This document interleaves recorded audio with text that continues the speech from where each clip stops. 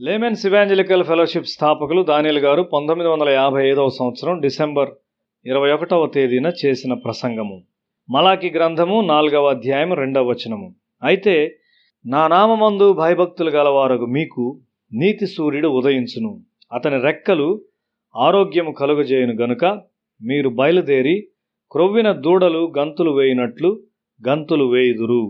క్రీస్తు నీతి సూర్యునితో పోల్చబడ్డాడు. మన భౌతిక లోకములో సూర్యుడు మనకు వెలుగును మరియు వెచ్చదనాన్ని ఇస్తాడు. సూర్యకిరణాల తీవ్రత రోగ క్రిములను కూడా చంపగలదు. మనకు ఆత్మీయ స్వస్థతను ఇచ్చుటకు వెచ్చదనముతో క్రీస్తు వచ్చాడు. మనలను ఆత్మీయ చీకటి నుండి విమోచించుటకు ఆయన ఆత్మీయ వెలుగును తెచ్చాడు.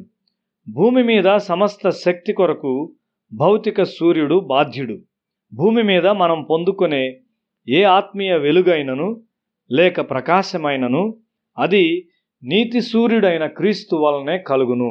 సూర్యుడు తూర్పున ఉదయించి దాని ప్రకాశము ద్వారా చీకటిని తొలగిస్తూ గాలిని వేడి చేయుట ద్వారా చల్లదనమును ఎట్లు పారద్రోలుచున్నదో అదే విధముగా క్రీస్తు ఈ లోకంలోనికి వచ్చినప్పుడు లోకమును ఏలుచున్న భయంకరమైన చీకటి పారిపోవలసి వచ్చింది.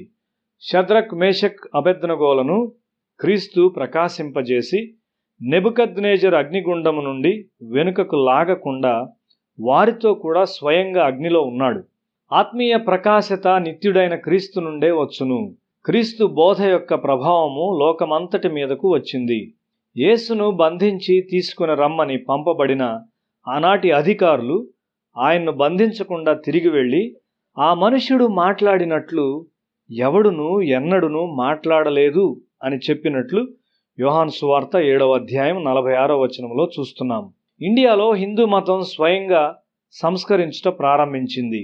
ఆ ఉద్యమాలు ఆర్య సమాజము మరియు బ్రహ్మ సమాజముగా పిలువబడినవి. గ్రీసు దేశస్థులు విగ్రహారాధికులు.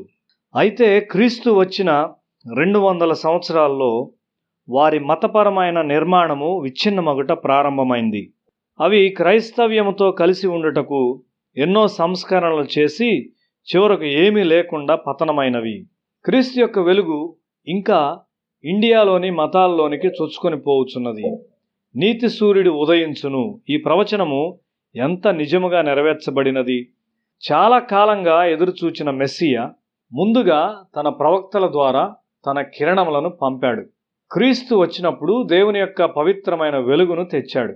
సూర్యోదయమునకు ముందు కనిపించే ఎర్రని ప్రకాశత పవిత్రమైన వెలుగు కాదు. అంతరిక్షములో సూర్యుడు ఎర్రగా కనిపించును. ఎందుకనగా సూర్యుని వెలుగు అంతరిక్షములో దుమ్ము కణముల ద్వారా ప్రకాశిస్తూ భూమి ఉపరితలాన్ని తాకుచున్నది. పాత నిబంధన ప్రవక్తలు ప్రవచించినప్పుడు ప్రజలు కొంత వెలుగును పొందారు. సూర్యుడు ఉచ్చస్థితికి చేరినప్పుడు అనగా మిట్ట మధ్యాహ్నము సూర్యుని యొక్క పూర్తి వెలుగు భూమిపై ప్రకాశించును.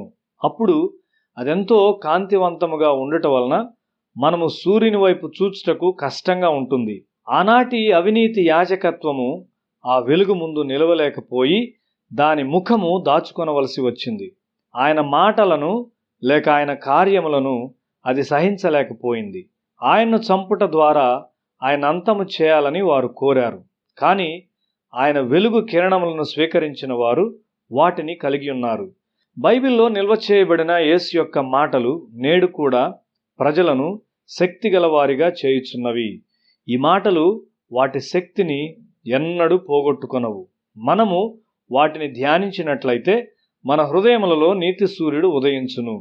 నీవెంత ఎక్కువగా బైబిల్ చదువుచుంటావో అంత ఎక్కువగా ఈ సూర్యుని యొక్క వెచ్చదనాన్ని అనుభవిస్తావు. నీవు అక్కడ స్వస్థతను కనుగొంటావు. ఒక మనిషి నిజమైన దేవుని నీతిని కలిగి ఉన్నప్పుడు అంతములో అతడు నీతికి శత్రువులైన వారిని అణగదొక్కుతాడు. ఈ వెలుగు యొక్క శత్రువుల ద్వారా యేసు సిలువ వేయబడ్డాడు. అయితే ఆ క్రూరమైన కార్యముకై నేడు ఎవరు నేరారోపణ చేస్తారు?